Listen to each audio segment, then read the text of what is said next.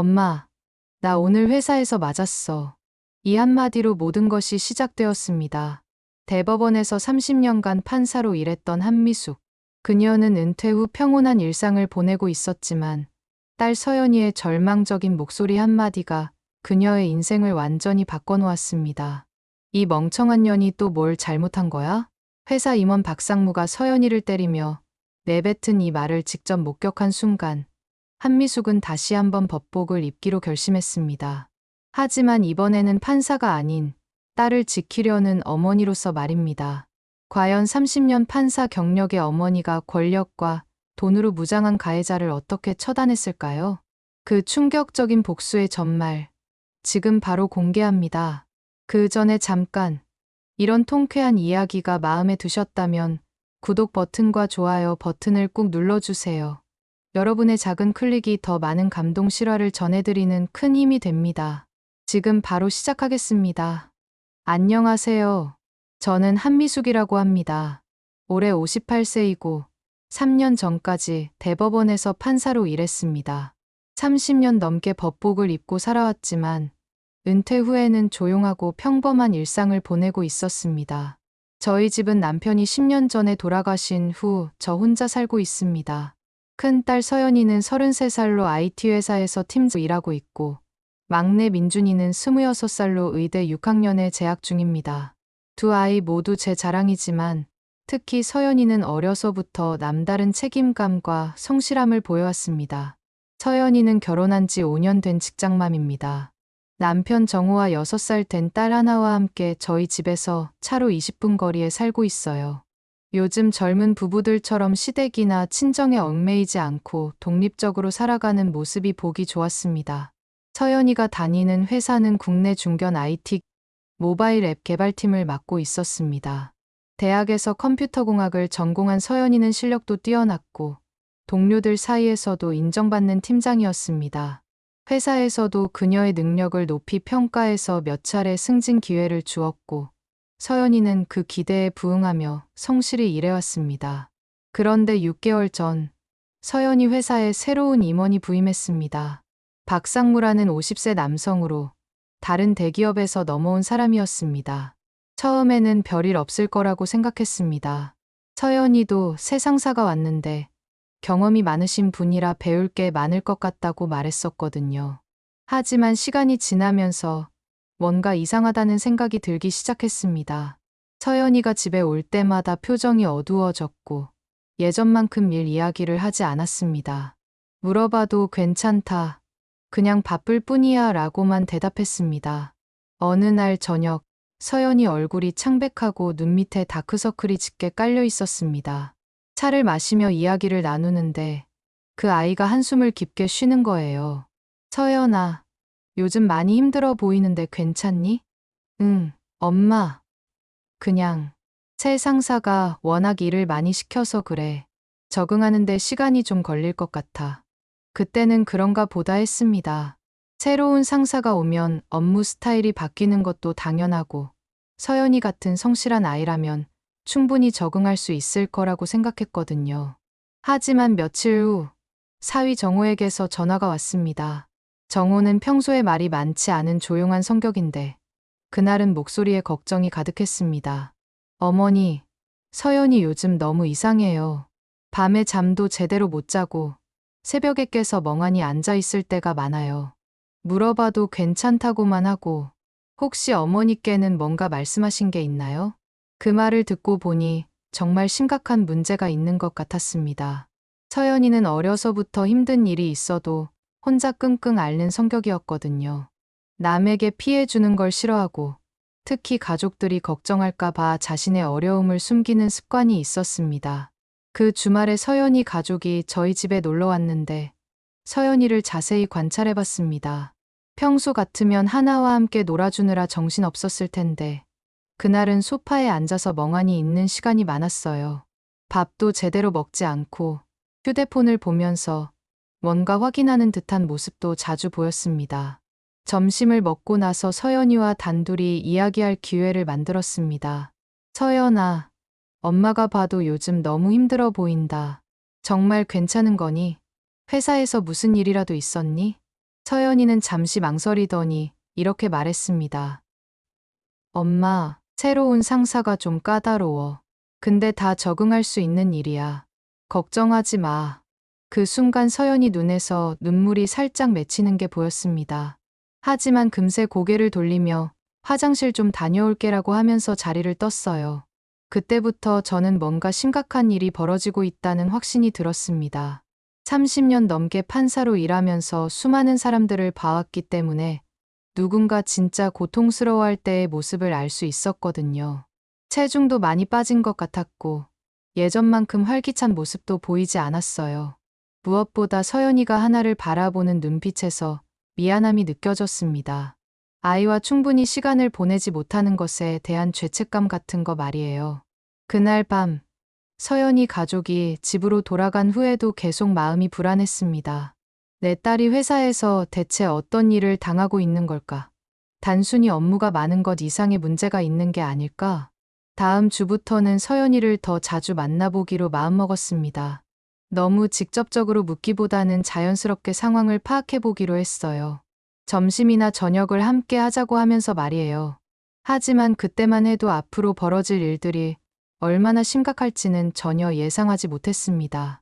그저 딸이 직장에서 조금 스트레스를 받는 정도라고 생각했거든요. 설마 그 박상무라는 인간이 내 딸을 그렇게까지 괴롭히고 있을 줄은 꿈에도 몰랐습니다. 하지만 며칠 후 저는 우연한 기회에 그 모든 진실을 직접 목격하게 되었습니다. 그리고 그때부터 제 인생에서 가장 치열한 싸움이 시작되었어요. 서연이의 변화가 심각하다는 걸 깨달은 후 저는 더 자주 연락하며 상황을 파악하려고 노력했습니다. 하지만 서연이는 여전히 괜찮다는 말만 반복했어요. 그 아이 성격상 가족들이 걱정할까봐 절대 먼저 말하지 않을 거라는 걸 알고 있었지만 그래도 답답했습니다. 그러던 어느 날 서연이와 점심 약속을 잡았습니다. 회사 근처 식당에서 만나기로 했는데 서연이가 나타났을 때 저는 깜짝 놀랐어요. 불과 한 달 전과 비교해도 확연히 야위어 있었거든요. 서연아, 살이 많이 빠졌는데 밥은 제대로 먹고 있니? 응, 엄마, 그냥 바빠서 그래. 하지만 식당에서도 서연이는 음식을 거의 건드리지 않았어요. 계속 시계를 보면서 불안해하는 기색이 역력했습니다. 1시 반까지는 들어가야 해서. 아직 시간 여유 있잖아. 천천히 먹어. 그때 서연이 휴대폰이 울렸어요. 전화를 받는 서연이의 표정이 순간 굳어졌습니다. 네, 알겠습니다. 지금 바로 올라가겠습니다. 전화를 끄는 서연이의 얼굴이 새하얗게 변해 있었어요. 엄마, 미안해. 급하게 올라가야 할 것 같아. 무슨 일이야? 점심시간인데. 그냥 부장님이 급하게 보자고 해서. 서연이는 급하게 자리에서 일어났지만 걸어가는 모습에서 두려움이 느껴졌어요. 마치 무서운 일을 당하러 가는 사람 같았습니다. 저는 식당에서 잠시 더 있다가 서연이가 걱정되어 회사 건물로 향했습니다. 1층 로비에서 잠시 기다리고 있는데 정말 우연히 박상무를 보게 되었어요. 키가 크고 정장을 말끔하게 차려입은 중년 남성이었는데 엘리베이터 앞에서 누군가와 통화하고 있었습니다. 그 여자 때문에 일이 꼬이고 있어. 여자를 팀장으로 앉혀놓으니까 이런 일이 생기는 거야. 그 목소리가 상당히 큰 편이라 로비에서도 들렸어요. 혹시나 해서 더 들어보니 분명히 우리 서연이 이야기를 하는 것 같았습니다. 응, 조만간 정리할 생각이야. 이런 식으로는 더 이상 안 되겠어. 그 말을 듣고 가슴이 철렁했어요. 설마 서연이를 해고시키려는 건 아닐까 하는 생각이 들었거든요. 몇 분 후 서연이에게 전화를 걸었는데 목소리가 완전히 가라앉아 있었어요. 엄마, 서연아, 괜찮니? 아까 급하게 올라간다고 하던데. 그냥 업무 이야기였어. 하지만 서연이 목소리에서 울먹임이 느껴졌어요. 분명히 무슨 일이 있었던 것 같았습니다. 서연아, 엄마가 로비에 있어. 잠깐 내려올 수 있어? 엄마가 왜 거기 있어? 너 걱정되어서 온 거야. 잠깐만 내려와. 몇 분 후 서연이가 엘리베이터에서 내려왔는데 눈이 빨갛게 충혈되어 있었어요. 울었다는 게 한눈에 보였습니다. 서연아, 무슨 일 있었어? 아니야, 엄마, 정말 괜찮아. 하지만 서연이 손이 미세하게 떨리고 있었어요. 저는 서연이를 근처 카페로 데리고 가서 자세히 물어봤습니다. 서연아, 엄마한테는 솔직하게 말해. 도대체 무슨 일이야? 그제야 서연이가 조금씩 말하기 시작했어요.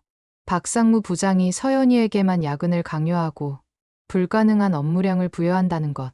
회의 시간에 여자는 원래 논리적 사고가 부족하다는 식의 성차별적 발언을 서슴없이 한다는 것. 그리고 회식 자리에서는 더욱 노골적인 성희롱을 일삼는다는 것까지. 오늘도 내가 팀장 자리에 어떻게 올라갔는지 모르겠다. 혹시 윗분들한테 뭔가 특별한 서비스라도 했나? 라고 했어. 그 말을 듣는 순간 저는 분노가 치밀어 올랐어요. 내 딸이 직장에서 이런 모욕을 당하고 있었다니. 그런 말을 들으면 바로 신고해야지.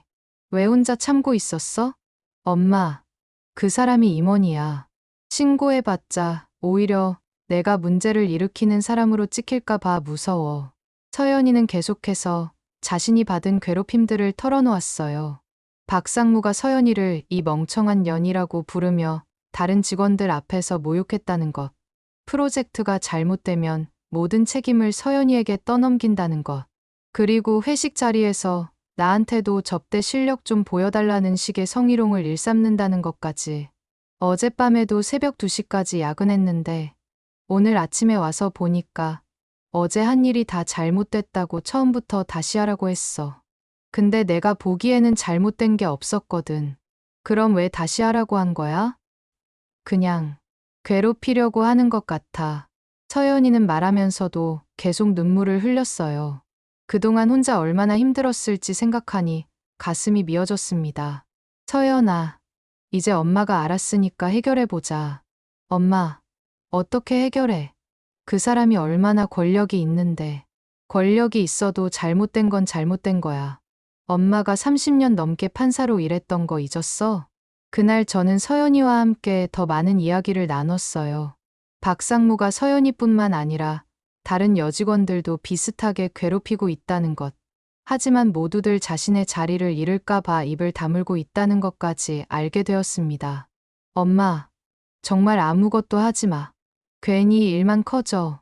서연아, 그렇게 당하고만 있을 수는 없어. 반드시 해결 방법이 있을 거야. 그날 밤 집에 돌아와서 저는 깊이 생각했습니다. 내 딸이 이런 고통을 받고 있는데 가만히 있을 수는 없었어요. 하지만 섣불리 행동해서 서연이만 더 피해를 받게 할 수도 없었고요. 그때 저는 결심했어요. 박상무라는 인간의 정체를 정확히 파악하고 합법적인 방법으로 반드시 응당한 처벌을 받게 만들겠다고.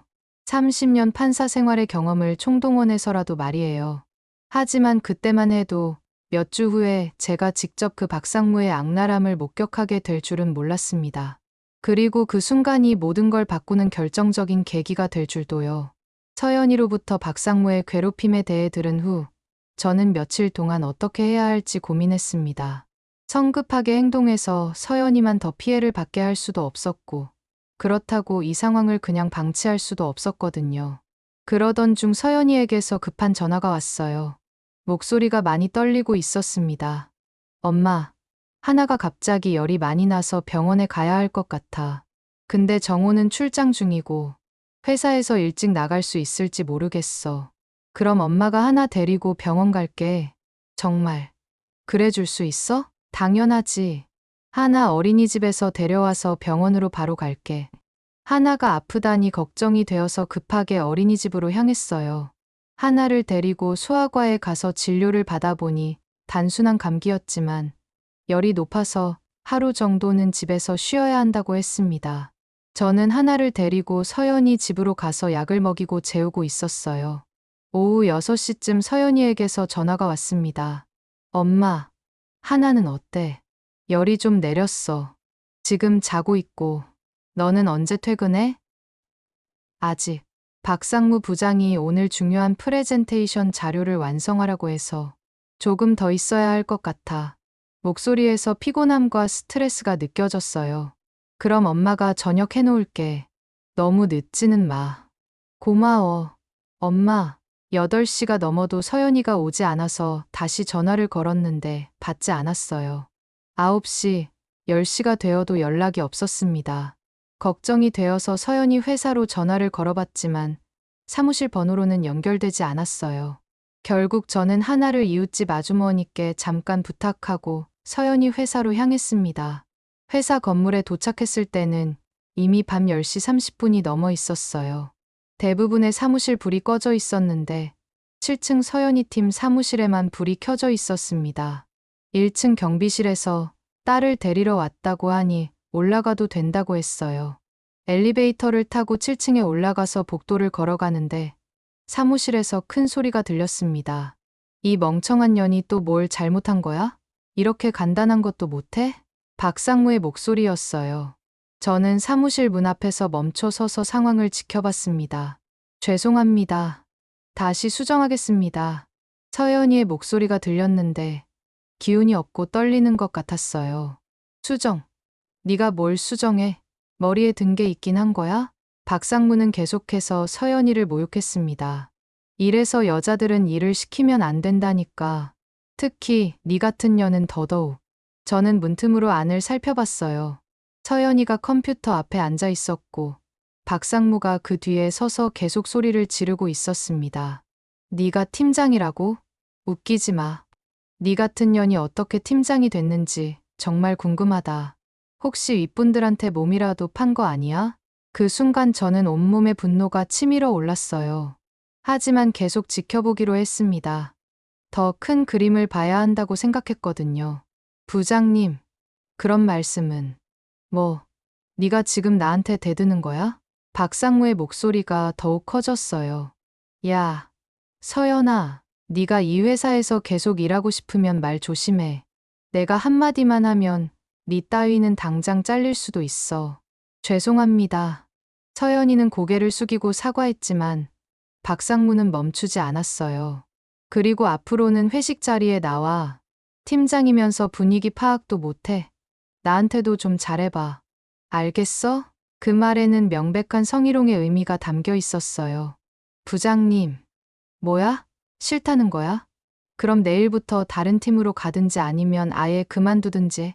그때 박상무가 갑자기 서연이에게 다가가서 어깨를 억지로 만졌어요.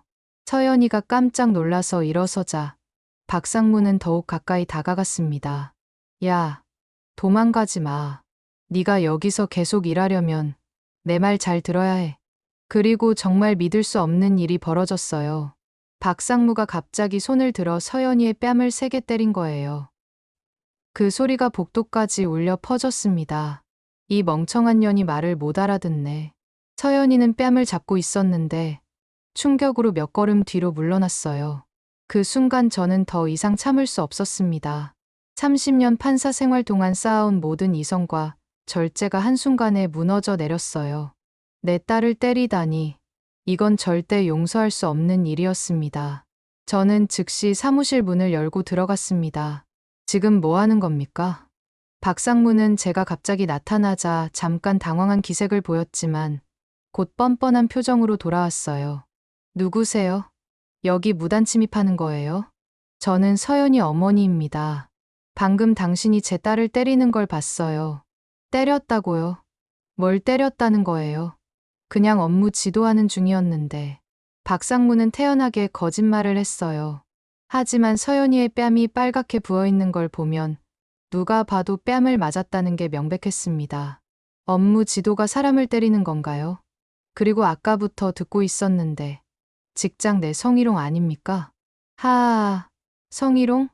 어머니가 뭘 안다고 그런 말씀을 하시는 거예요? 박상무의 태도는 점점 더 거만해졌어요. 그리고 늙은 할망구가 회사 일에 왜 나서는 거예요? 여긴 직장이지 동네 마실 나온 곳이 아니라고요. 그 순간 저는 정말 분노가 폭발할 뻔했지만 최대한 침착함을 유지하려고 노력했습니다. 박상무 씨, 지금 당신이 한 모든 행동들은 명백한 법 위반입니다. 직장 내 괴롭힘 방지법, 성희롱 금지법, 그리고 폭행죄까지 해당됩니다. 법.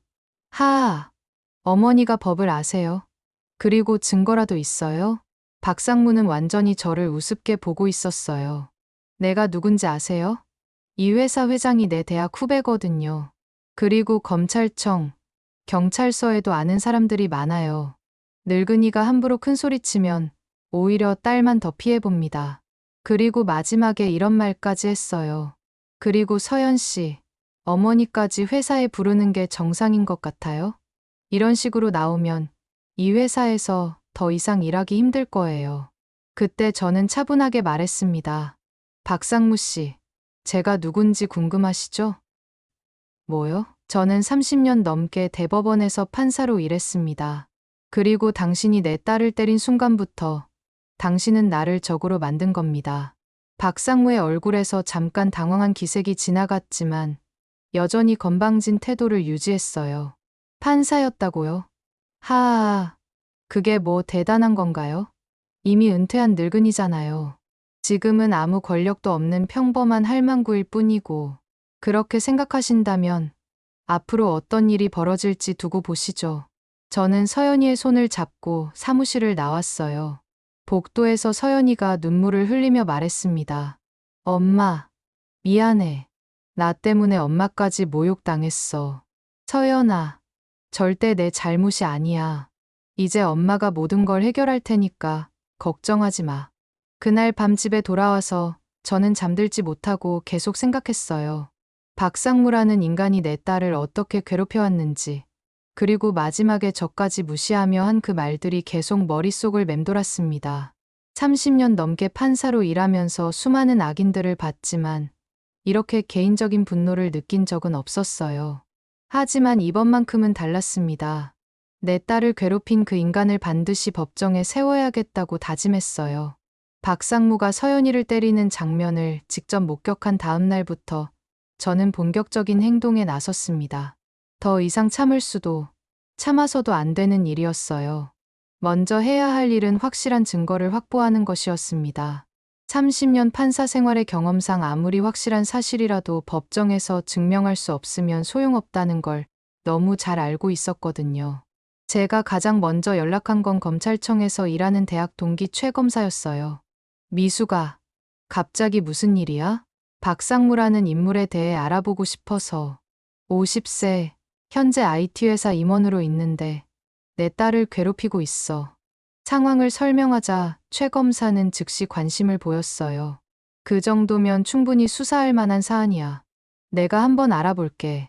며칠 후 최 검사에게서 놀라운 소식이 들려왔어요.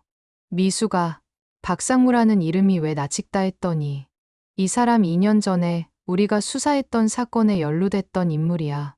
그때는 증거불충분으로 기소까지는 안 갔지만 박상무는 이전 회사에서도 회사 자금을 개인적으로 유용한 의혹이 있었다고 해요. 허위 출장비 신청, 가짜 거래처를 만들어서 돈을 빼돌리는 수법 등이 발견됐지만 당시 회사에서 내부적으로 무마하려고 해서 정식 고발로 이어지지 않았던 거죠. 이어서 국세청에 근무하는 후배 김 과장에게도 연락했어요. 선배님, 오랜만이네요. 무슨 일로 연락하셨어요? 박상무의 재산 상황을 조회해달라고 부탁했더니 며칠 후 상당히 의심스러운 결과가 나왔어요. 선배님, 이 사람 정말 이상해요. 신고된 연봉에 비해 보유 자산이 너무 많아요. 강남에 아파트 2채, 외제차 3대, 그리고 부인 명의로 된 고급 빌라까지. 정상적인 급여로는 절대 불가능한 수준입니다. 노동부에 근무하는 지인을 통해서는 더욱 충격적인 사실을 알게 되었어요. 한 선배님, 박상무라고 하셨죠? 이 사람 우리 데이터베이스에 여러 번 나와요. 지난 10년 동안 3개 회사를 옮겨 다녔는데 모든 회사에서 직장 내 괴롭힘과 성희롱으로 신고가 들어왔거든요. 특히 5년 전에는 신입 여직원을 상습적으로 성추행해서 그 직원이 회사를 그만둘 수밖에 없었던 사건도 있었다고 해요. 조사가 진행될수록 박상무라는 인간이 얼마나 악질적인지 확실해졌어요.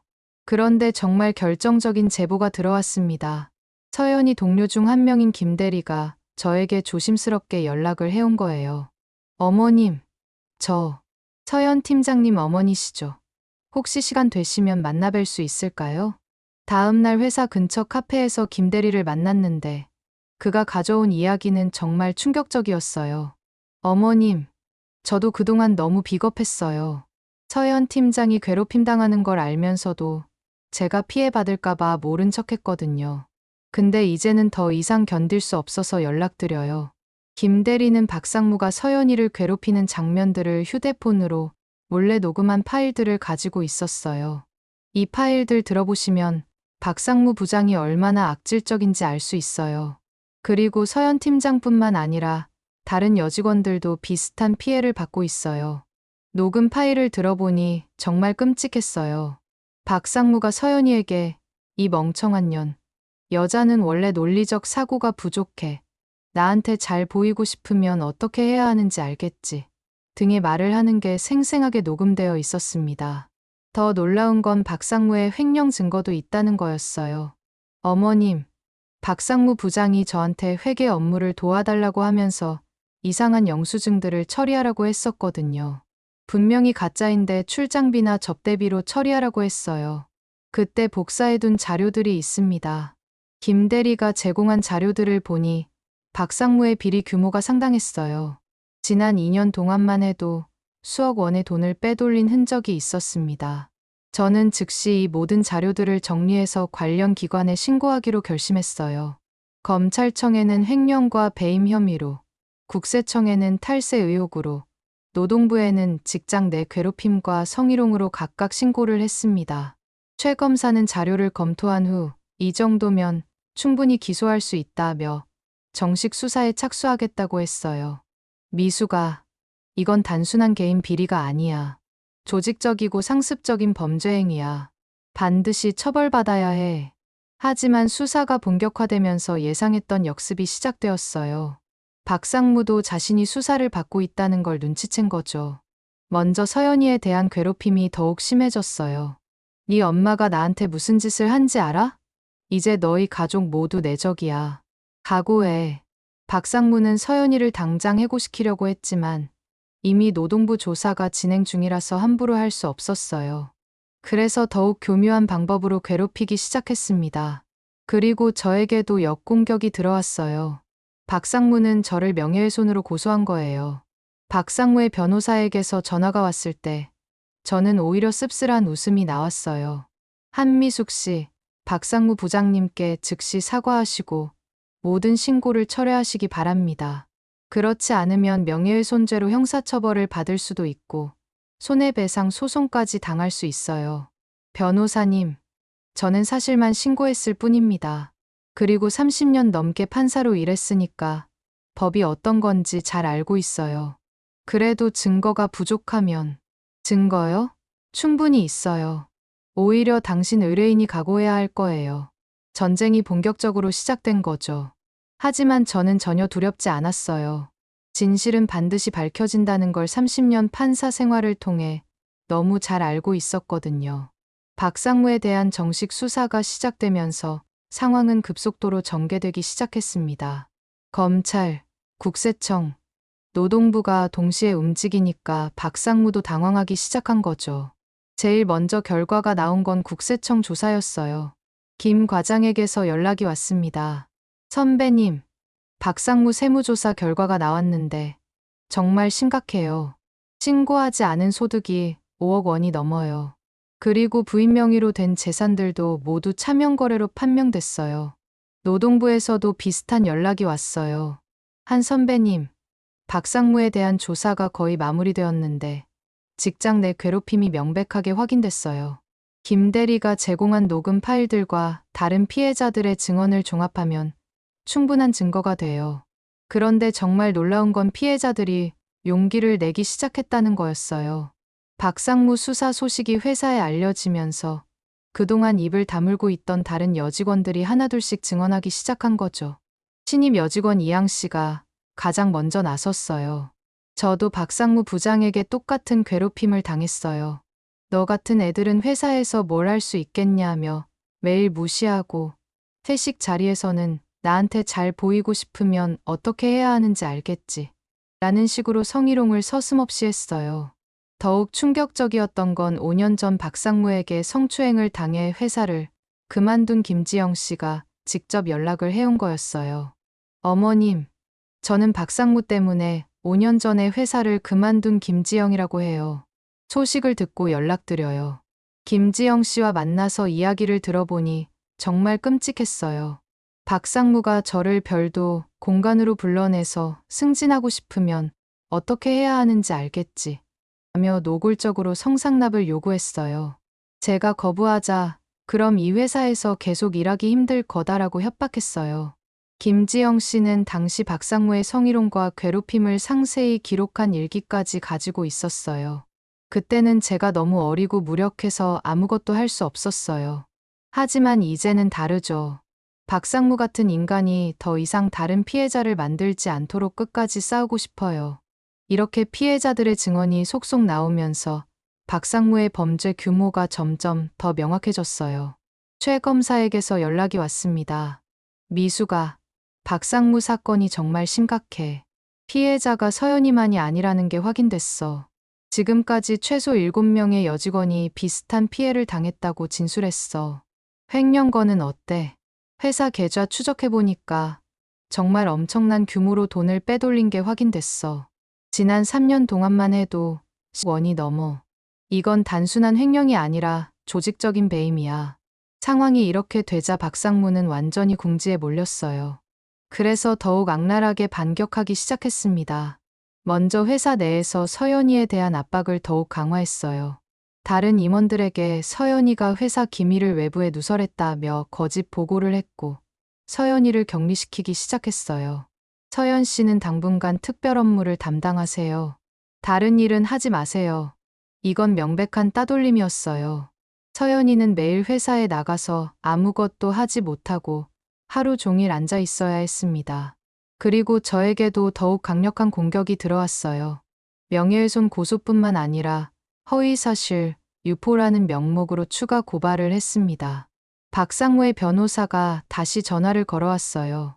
한미숙 씨, 마지막 기회입니다. 지금이라도 사과하고 모든 신고를 철회하세요. 그렇지 않으면 손해배상 소송까지 갈 수도 있어요. 몇 억 원 정도는 각오하셔야 할 거예요. 하지만 저는 전혀 위축되지 않았어요. 변호사님, 제가 신고한 모든 내용에는 확실한 증거가 있어요. 그리고 30년 넘게 법조계에서 일했으니까 누가 이기는지 두고 보시죠. 그리고 며칠 후 정말로 결정적인 전환점이 찾아왔어요. 검찰에서 박상무에 대한 구속영장을 신청한 거였습니다. 최 검사에게서 연락이 왔어요. 미수가 드디어 박상무 구속영장 신청했어. 횡령, 배임, 성희롱, 직장 내 괴롭힘 등 여러 혐의야. 정말 구속될 가능성은? 이 정도 증거면 구속은 확실해. 증거가 너무 명확하고 피해자들 증언도 일관성 있게 나와 있어. 구속영장 신청 소식이 알려지자 회사 내 분위기도 완전히 바뀌었어요. 그동안 박상무를 두려워해서 입을 다물고 있던 직원들이 진실을 말하기 시작했습니다. 특히 회계 담당 직원이 중요한 증언을 했어요. 박상무 부장이 저에게 가짜 영수증들을 건네주며 이것들을 출장비나 접대비로 처리하라고 지시했습니다. 거부하면 너도 공범이 될 수 있다며 협박했어요. 이런 증언들이 나오면서 박상무의 범죄가 더욱 구체적으로 드러났어요. 단순히 개인적인 일탈이 아니라 조직적이고 상습적인 범죄였던 거죠. 그런데 구속영장 심사를 앞두고 박상무가 마지막 발악을 시작했어요. 자신의 모든 인맥을 동원해서 압력을 넣으려고 한 거죠. 내 뒤에 누가 있는지 알아? 이 정도 일로 나를 건드리면 모두 후회하게 될 거야. 하지만 이미 때는 늦었어요. 증거가 너무 명확했고 피해자들의 증언도 넘쳐나고 있었거든요. 구속영장 심사 당일, 저는 서연이와 함께 법원 앞에 나가 있었어요. 박상무가 어떤 결과를 받게 될지 직접 확인하고 싶었거든요. 구속영장 심사 당일 오후 2시쯤 박상무가 법원에 도착했습니다. 저는 서연이와 함께 법원 앞에서 그 모습을 지켜봤어요. 몇 달 전까지만 해도 내 뒤에 누가 있는지 아냐? 거만하게 굴던 그 모습은 온데간데 없었어요. 박상무는 기자들과 시민들이 지켜보는 가운데 고개를 숙이고 법원으로 들어갔습니다. 그런데 저와 서연이를 보더니 마지막까지 화를 냈어요. 다 너희들 때문이야. 이 미친년들이 나를 함정에 빠뜨린 거지. 하지만 법원 경비들이 그를 제지했고 그는 그대로 법원 안으로 끌려 들어갔어요. 구속영장 심사는 3시간 정도 진행되었습니다. 그동안 저는 서연이와 함께 법원 로비에서 기다렸어요. 엄마, 정말 박상무가 구속될까? 서연아, 이 정도 증거면 구속 안 될 이유가 없어. 걱정하지 마. 오후 6시쯤 드디어 결과가 나왔어요. 최 검사에게서 바로 연락이 왔습니다. 미수가 구속영장 발부됐어. 횡령, 배임, 성희롱, 직장 내 괴롭힘 등 여러 혐의로 구속됐어. 그 순간 저는 정말 안도의 한숨을 쉬었어요. 드디어 내 딸을 괴롭힌 그 인간이 법의 심판을 받게 된 거였거든요. 서연이도 눈물을 흘렸지만 이번에는 기쁨의 눈물이었어요. 엄마, 고마워. 엄마가 아니었으면 나는 평생 그 사람한테 당하고만 살았을 거야. 박상무가 구속된 후 회사 분위기도 완전히 바뀌었어요. 그동안 박상무를 두려워해서 입을 다물고 있던 직원들이 진실을 말하기 시작했습니다. 회사에서도 박상무와 관련된 내부 감사를 실시했는데 그 결과 회사가 입은 피해 규모가 20억 원이 넘는다는 게 확인되었어요. 한 달 후 박상무에 대한 1심 재판이 시작되었습니다. 저는 방청석에 앉아서 그 모든 과정을 지켜봤어요. 30년 넘게 판사로 일했지만 이렇게 개인적으로 중요한 재판을 방청객으로 보는 건 처음이었습니다. 재판장에 들어온 박상무는 완전히 다른 사람이 되어 있었어요. 구속되기 전까지의 거만하고 오만한 모습은 온데간데 없고 초라하고 위축된 모습이었습니다. 판사가 공소사실을 낭독하기 시작했어요.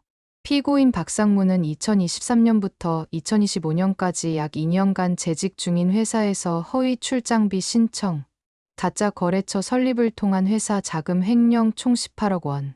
검사가 증거를 제시할 때마다 박상무의 얼굴은 점점 더 어두워졌어요. 김 대리가 녹음한 파일들이 법정에서 재생될 때는 방청석 곳곳에서 한숨소리가 들렸습니다. 이 멍청한 년이 또 뭘 잘못했어? 여자를 팀장으로 앉혀놓으니까 이런 일이 생기는 거야. 녹음 파일에서 나오는 박상무의 목소리는 정말 끔찍했어요. 피해자 증인 신문이 시작되었을 때 서연이도 증인석에 섰어요. 서연이는 떨리는 목소리로 자신이 당한 일들을 차근차근 증언했습니다. 박상무 부장은 저에게만 야근을 강요했고 다른 직원들 앞에서 이래서 여자는 안 되라며 공개적으로 모욕했습니다. 그리고 저를 직접 때리기도 했어요. 다른 피해자들의 증언도 이어졌어요. 김지영 씨의 증언은 특히 충격적이었습니다. 박상무는 저를 별도 공간으로 불러내서 승진하고 싶으면 어떻게 해야 하는지 알겠지. 노골적으로 성상납을 요구했습니다. 회계 담당자의 증언도 결정적이었어요. 박상무 부장은 저에게 가짜 영수증들을 건네주며 이것들을 출장비나 접대비로 처리하라고 지시했습니다. 거부하면 너도 공범이 될 수 있다며 협박했어요. 이런 증언들이 계속 나오자 박상무의 변호사도 할 말을 잃은 것 같았어요. 처음에는 피고인이 모든 혐의를 부인한다며 강하게 나왔지만 증거가 너무 명확하다 보니 점점 수세에 몰렸습니다. 박상무가 최후 진술을 할 차례가 되었을 때 그는 갑자기 태도를 바꿨어요. 판사님, 저는 정말 잘못했습니다. 제가 너무 스트레스를 받아서 정신적으로 많이 힘들었어서 그런 일들을 저질렀습니다. 하지만 그의 사과는 전혀 진정성이 없어 보였어요. 오히려 형량을 줄이려는 꼼수로만 보였습니다. 특히 서연 씨와 다른 여직원분들께 정말 죄송합니다. 박상무는 계속해서 자신의 행동을 스트레스나 정신적 문제로 돌리려고 했지만 판사의 표정은 전혀 동정적이지 않았습니다. 재판이 끝나고 나서 최 검사와 이야기를 나눴어요. 미수가 이 정도 증거면 실형은 확실해. 아마 3년 이상은 받을 것 같은데 그 정도면 충분할까? 검사로서 최대한 무거운 형을 구형했어. 그리고 추징금도 상당할 거야. 박상무가 빼돌린 돈은 모두 회수할 수 있을 거야. 판결 선고일까지는 2주 정도 남아 있었어요. 그 기간 동안 저는 마음을 졸이며 기다렸습니다. 30년 판사 생활을 하면서 내린 수많은 판결들이 있었지만 이번만큼은 제가 판결을 기다리는 입장이었어요. 판결 선고일 아침, 저는 일찍 일어나서 정장을 차려입었습니다. 30년 넘게 판사로서 수많은 판결을 내려봤지만 이렇게 떨리는 마음으로 법정에 가는 건 처음이었어요.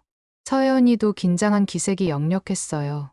엄마, 혹시 박상무가 집행유예라도 받으면 어떻게 해? 서연아, 걱정하지 마. 이 정도 증거와 피해 규모면 실형은 확실해. 법원에 도착했을 때는 이미 많은 사람들이 와 있었어요.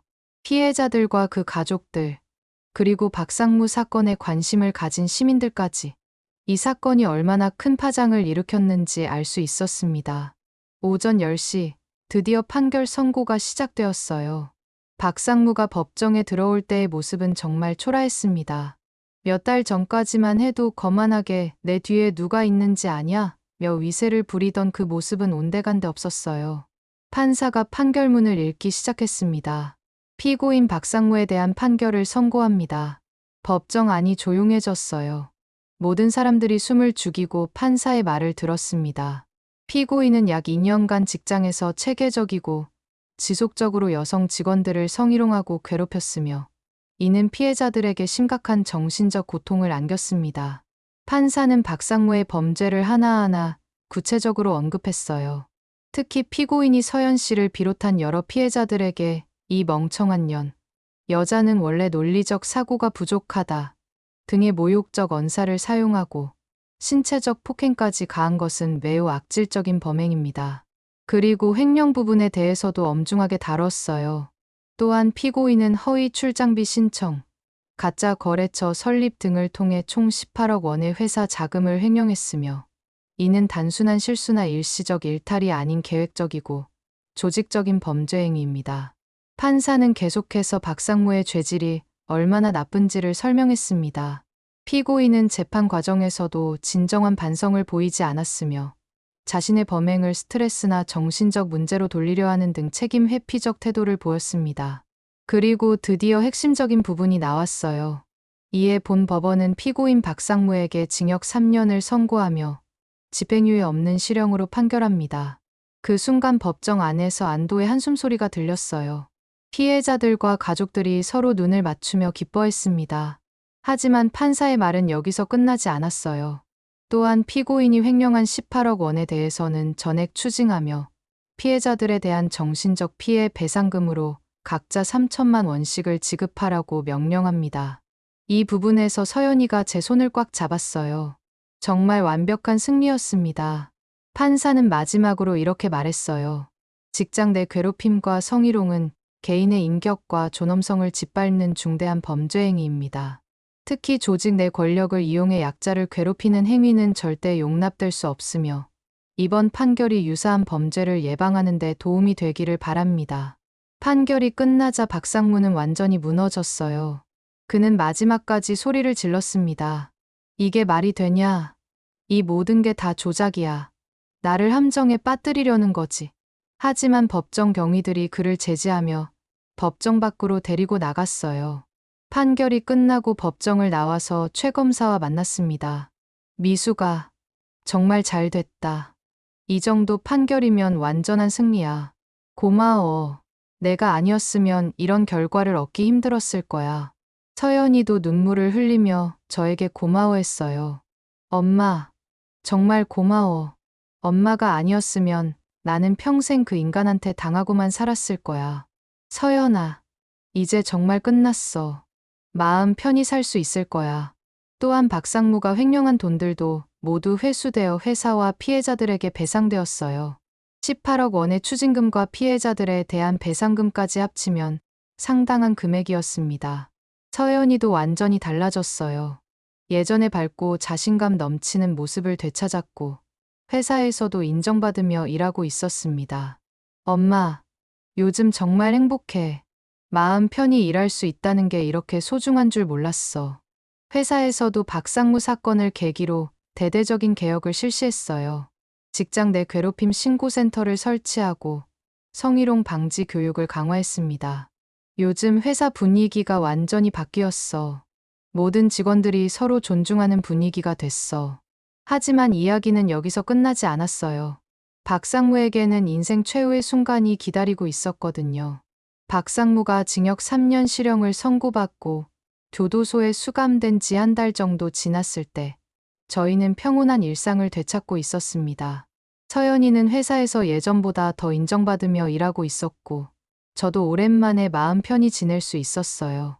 그런데 어느 날 갑자기 서연이에게서 당황한 목소리로 전화가 왔어요. 엄마, 박상무가 교도소에서 상고를 했대. 그리고 변호사를 통해서 우리한테 협박 편지를 보냈어. 협박 편지라고? 교도소에서 나오면 우리를 가만두지 않겠다는 내용이야.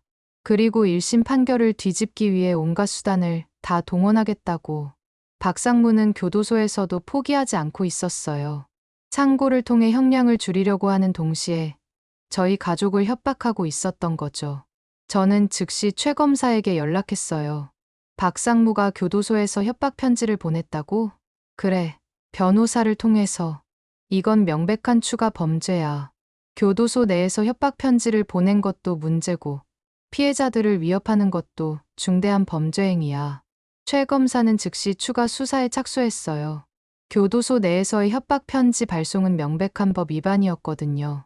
그런데 며칠 후 더욱 충격적인 소식이 들려왔어요.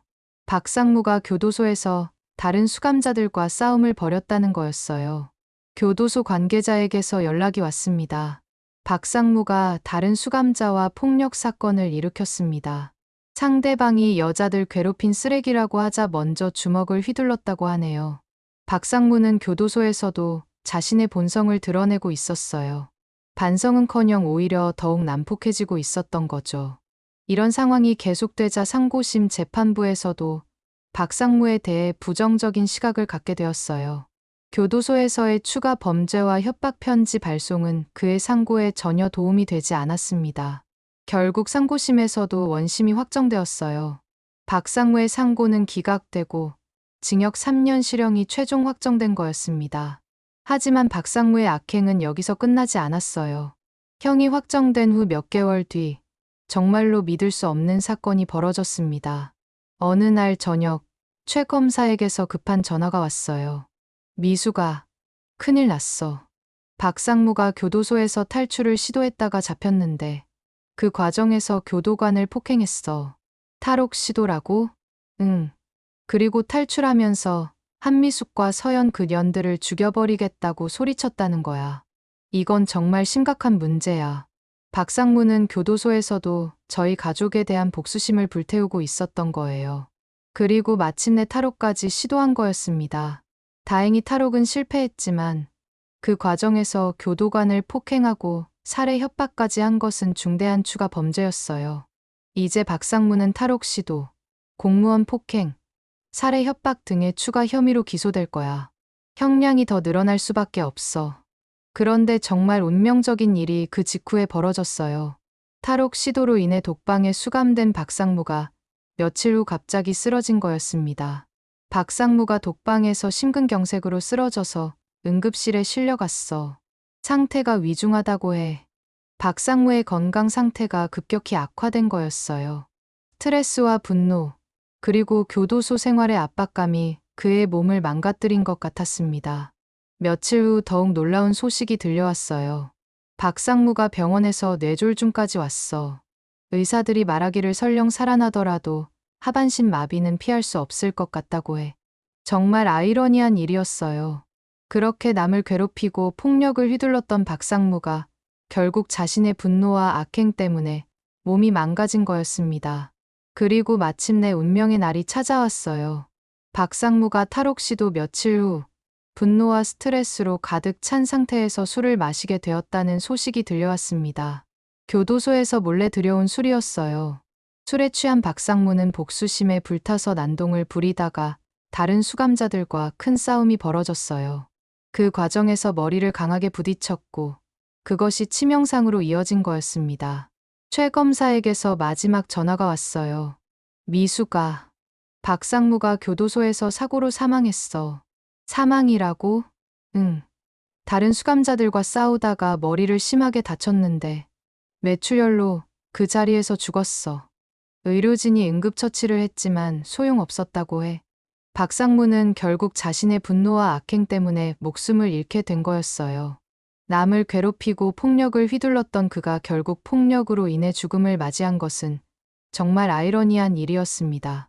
서연이는 이 소식을 들었을 때 복잡한 표정을 지었어요. 엄마, 박상무가 죽었다는 소식을 들으니까 마음이 조금 복잡해.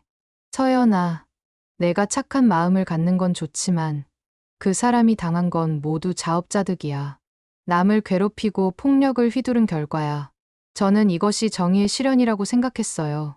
법정에서의 판결만으로는 부족했을지도 모르지만 결국 박상무는 자신의 악행에 상응하는 대가를 모두 치른 거였습니다. 박상무의 죽음으로 모든 것이 완전히 끝났어요. 더 이상 그 누구도 괴롭힐 수 없게 되었고 저희 가족은 완전한 평화를 되찾을 수 있게 되었습니다. 박상무가 교도소에서 사망한 지 6개월이 지났습니다. 그동안 저희 가족의 삶은 완전히 달라졌어요. 가장 큰 변화는 서연이었습니다.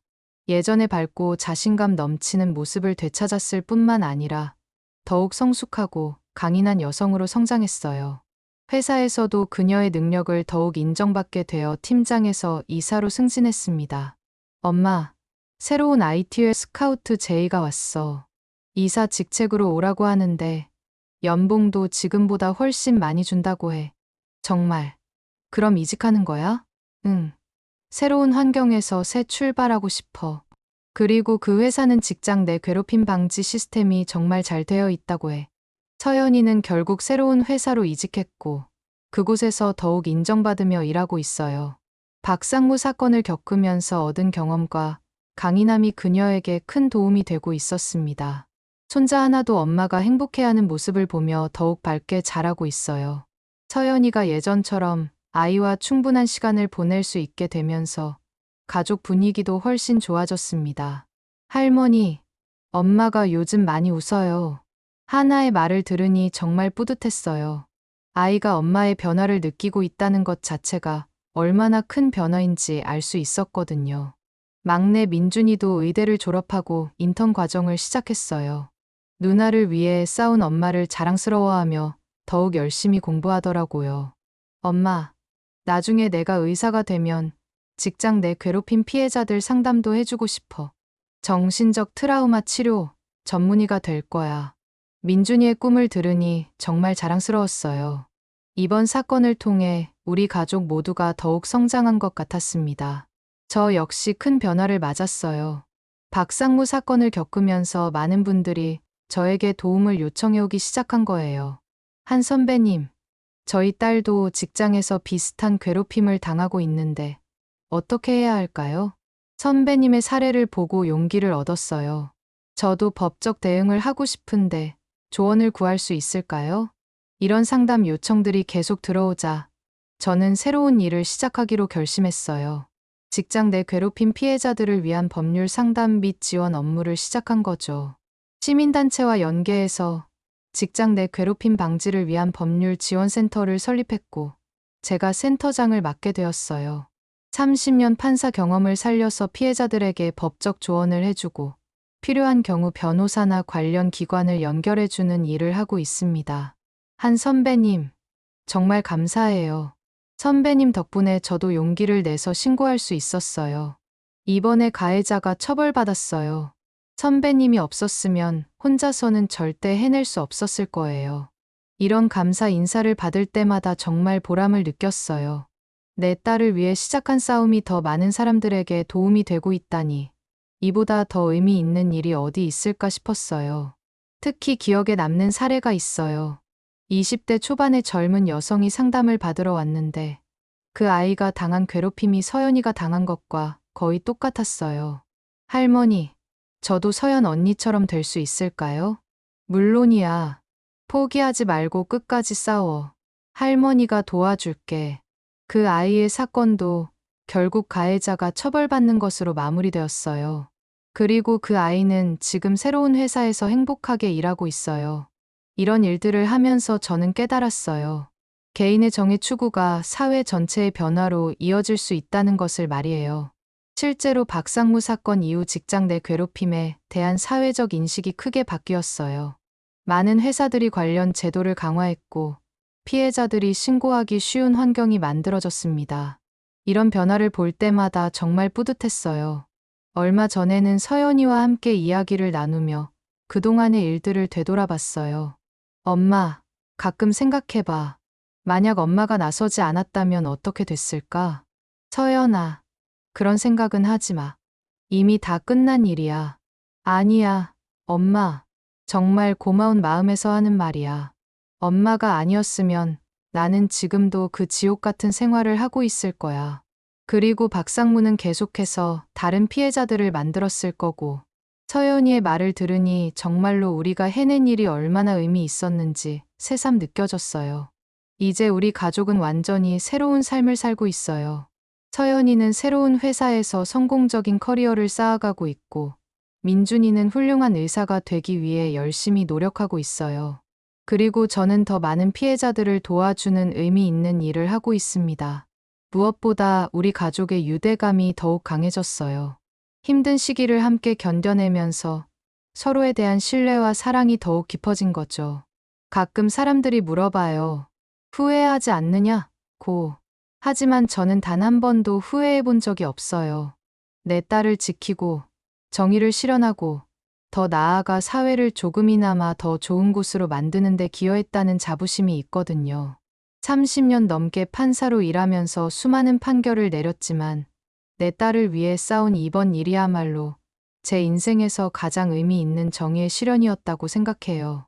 그리고 지금도 저는 계속해서 더 많은 피해자들을 도와주며 모든 직장이 서로 존중하는 공간이 될 수 있도록 노력하고 있습니다. 이것이 바로 제가 딸에게 그리고 사회에 남겨줄 수 있는 가장 소중한 유산이라고 믿어요. 그렇게 한미숙은 딸을 지키기 위한 어머니의 전쟁에서 완벽한 승리를 거두었습니다. 30년 판사 경력으로 쌓은 경험과 인맥, 그리고 무엇보다 딸을 향한 사랑이 만들어낸 기적이었죠. 현재 서연이는 새로운 회사에서 이사로 승진하여 성공적인 커리어를 이어가고 있으며, 한미숙은 직장 내 괴롭힘 피해자들을 위한 법률 지원센터 센터장으로 활동하며 더 많은 사람들에게 희망을 전하고 있습니다. 진정한 정의는 때로는 법정이 아닌 사랑하는 가족을 지키려는 한 사람의 용기에서 시작되는 것 같습니다. 이 이야기가 감동적이셨다면 좋아요 버튼을 눌러주시고 더 많은 사람들이 볼 수 있도록 댓글로 응원의 메시지를 남겨주세요. 그리고 구독 버튼과 알림 설정까지 해주시면 앞으로도 이런 감동적인 실화들을 가장 빠르게 만나보실 수 있습니다. 다음에는 어떤 이야기로 찾아뵐까요? 댓글로 궁금한 주제가 있으시면 언제든 말씀해 주세요. 감사합니다. 그럼 다음 영상에서 또 만나요.